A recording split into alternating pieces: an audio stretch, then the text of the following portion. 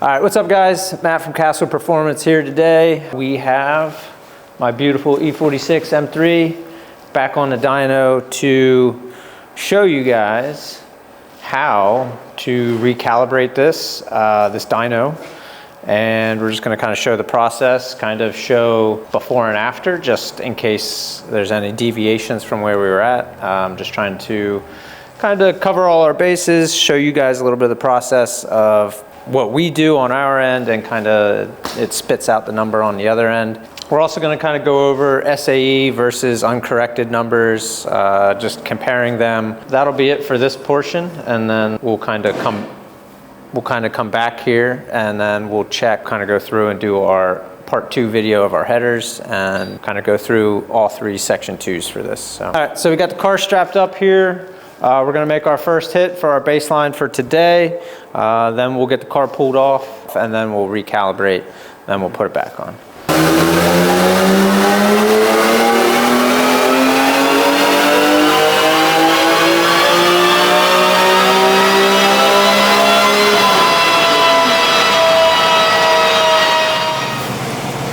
Well, that's interesting right off the bat. All right, so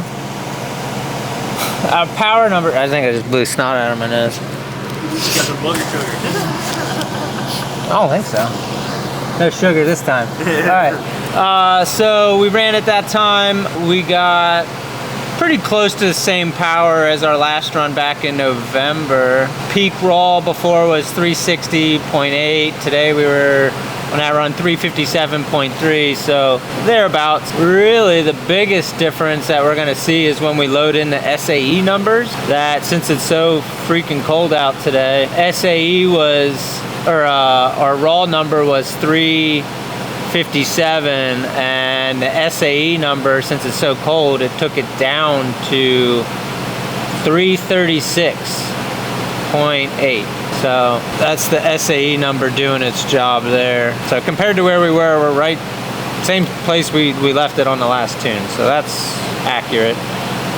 So now we're letting the SAE modifier kind of correct things and put it back. So when you look at the graph compared to our one in November, I guess it was a little warmer out then, so SAE was giving us some extra power over what the actual raw number was. So little difference there, but that's why we're doing it today, just to kind of show all of this stuff here. And there's uncorrected torque and uncorrected horsepower.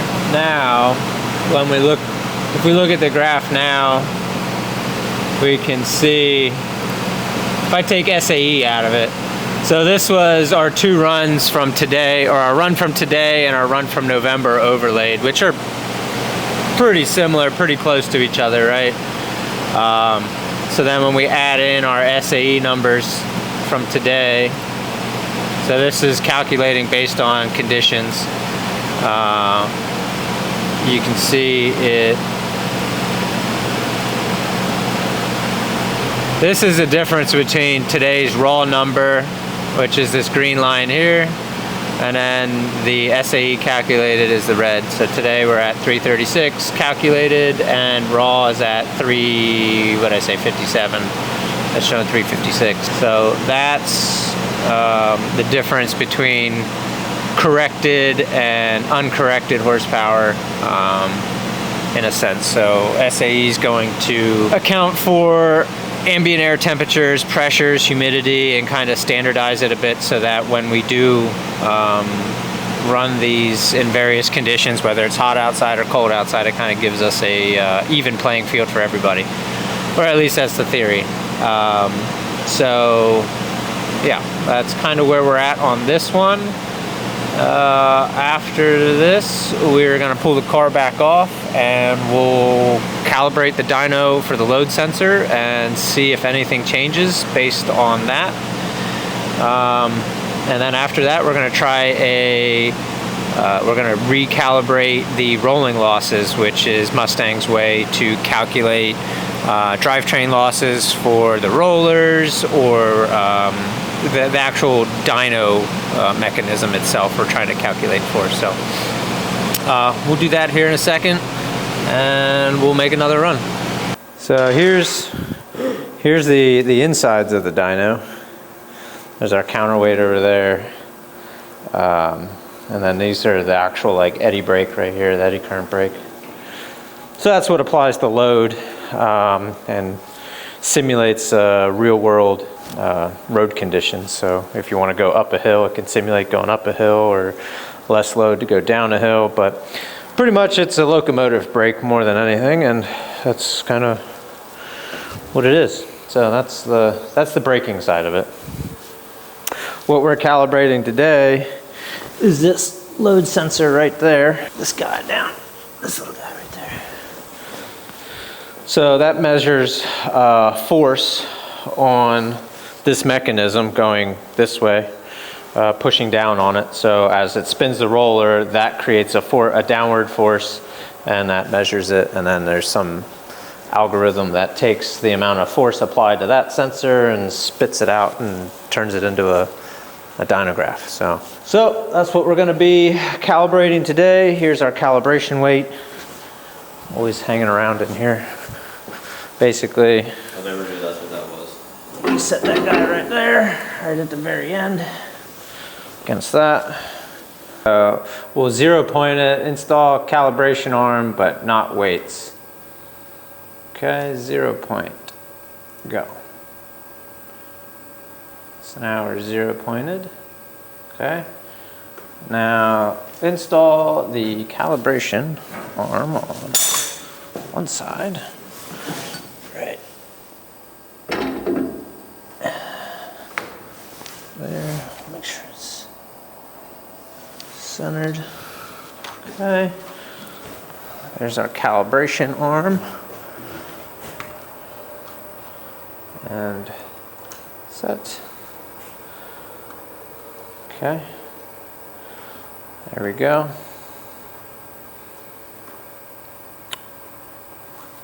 All right. So that is now calibrated, and let's put the car back on. That was quick. Yep, that's it. We'll put the car back on and we'll make another run, see what it does. So we're back here on the dyno, all strapped up, recalibrated. I guess we'll see here what we get. I'm hoping it's not very different, would be ideal. If it is different, then we knew that the calibration would have been off then, so I guess we'll find out.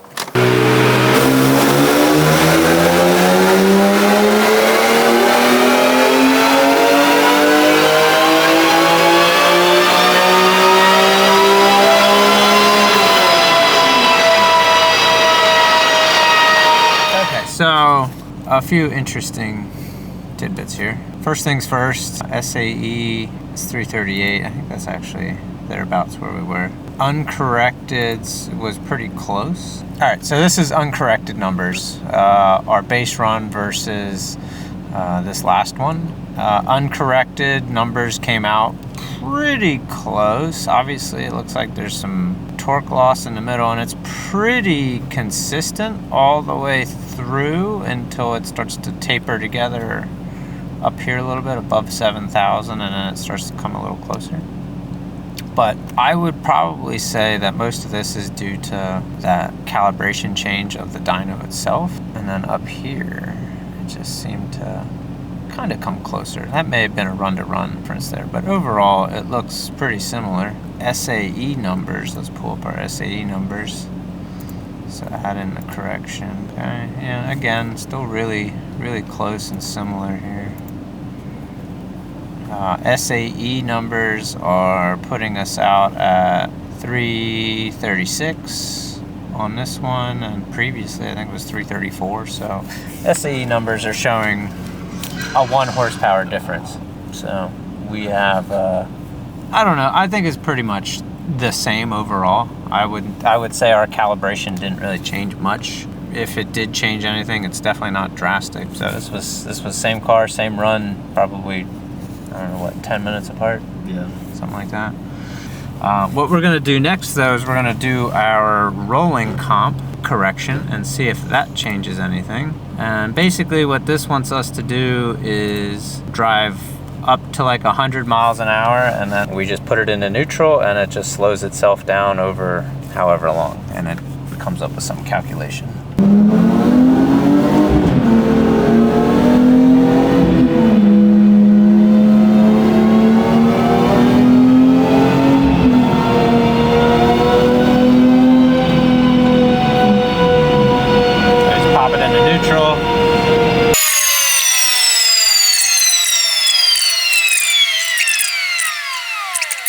here's our vehicle loss calculation. What it like holds So- itself back? Or Well, those are adders that it adds into this section right here. These are all those values that it just came up with. Do another run. We'll see if it's any different yet again. And then if it's still the same, then the internet can just tell me why the car makes too much power, I guess. yeah, exactly. They can tell me what I'm doing wrong. I'm sure they'll know. They won't hold back either. No. They'll definitely let me know.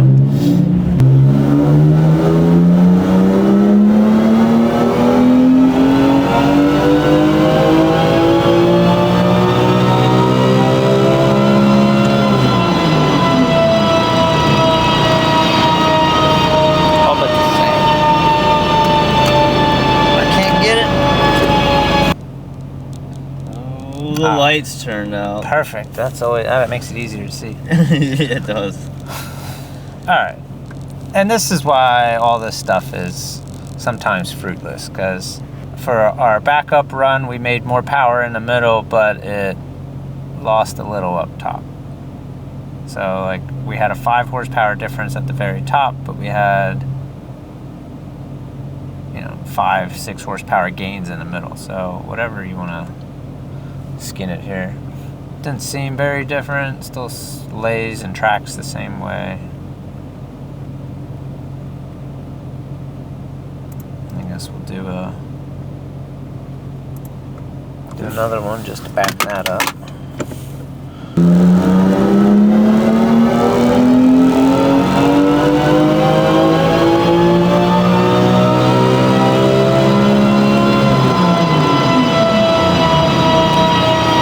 Yeah, we're all but the same here again.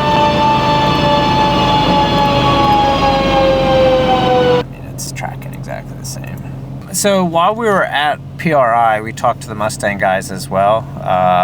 I know a lot of people are used to our super low dyno numbers, which we do still have available. They told us that this dyno torque and dyno horsepower number is the old way of how the systems used to calculate horsepower and torque. So this would be for your old Powerdyne systems, probably that were made 20 years ago, like our original one was. So that was the Powerdyne system on an old software, and this is that calculation. So it's pretty dramatic. What I asked the guys at Mustang was like, why aren't the curves the same?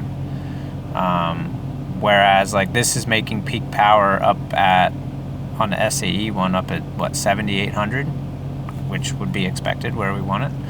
And then this dyno torque and horsepower number, for whatever reason, always seems to like flatten out right at 7,000 on these S54 cars. So they always show like peak horsepower right at 7, and then I struggle to try and make them make peak power later, and I can just never make it happen in that dyno mode. So this is just showing the difference between the old calculation, which is showing this thing made 289 horsepower is what it's saying on our old numbers,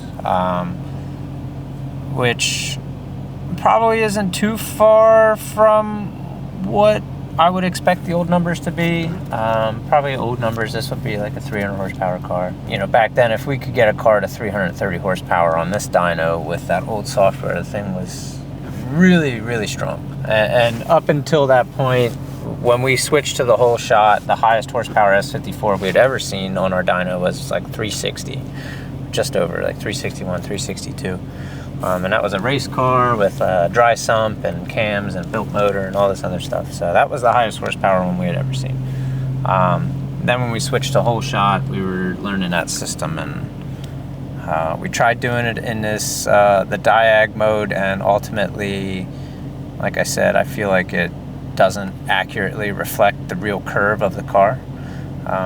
This SAE curve feels more natural. The car definitely pulls all the way, all the way to redline. In my opinion, I trust the SAE curve more than the dyno numbers, the old numbers. So ultimately, I think our calibration was fine. I don't think there's any reason to think that it wasn't calibrated properly. I don't think people are just used to the numbers that are being output. Again, raw numbers versus corrected numbers. You know, the corrected numbers are always going to leave some questionable stuff there, but when we compare dynojet numbers, that's always, you know, a standard. You know, everybody wants that in a standard correction. So, you know, we can show a couple different numbers, not that we have any control over any of them. So, you know, ultimately it is whatever the machine puts out is just kind of what we show. So there's no multipliers, there's no scalars or anything that we can add or take away to make it show more or less. This is Mustang's algorithm. This is their numbers and their system. So we just outlay the numbers that come out. So, but either way, I'm satisfied that I think the dyno itself is fine. It's still repeatable. Everything's pretty consistent. I think we're just doing our due diligence here to try and put out good information and, you know, be forthcoming and not try to hide anything. It's just trying to show the numbers and show people real world stuff here. It's no bias. I'm buying all the parts, so nobody's sponsoring any of this. But if you do want to sponsor, if you do want to sponsor me for stuff, sure, send some stuff my way. Hopefully this video was informative to some of you, let you in on how this stuff works from a day-to-day standpoint, and we'll be back with another one.